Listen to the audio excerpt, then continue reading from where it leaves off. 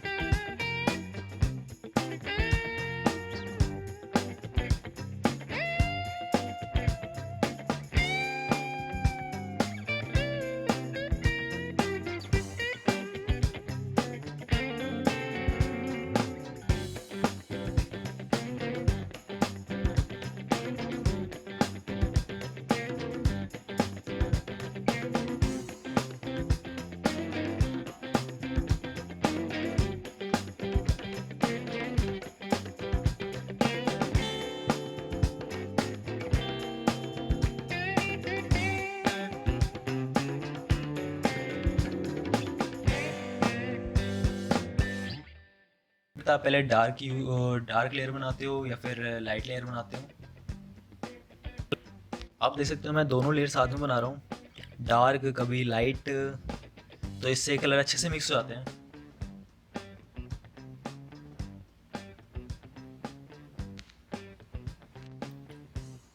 और गाइस, काफ़ी लोगों ने पूछा है कि जो हेयर के अंदर शाइनी पार्ट होता है वो कैसे बनाते हैं। तो वो शाइनी पार्ट आप स्किप कर सकते हो, वहाँ पर कलर बिल्कुल फिल नहीं करना है, तो शाइन अपने आप आ जाता है।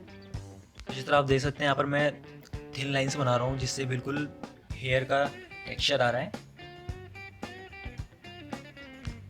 और गाइस, कलर फिल करने से पहले आप जो चारकोल पेंसिल से स्ट्रक्चर ड्रॉ करते हैं वो आपको ध्यान रखना है। आपको लाइट ड्रॉ करना होगा, क्योंकि आप ज़्यादा डार्क ड्रॉ करोगे तो वो आपको कलर पेंसिल के थ्रू दिखता रहेगा।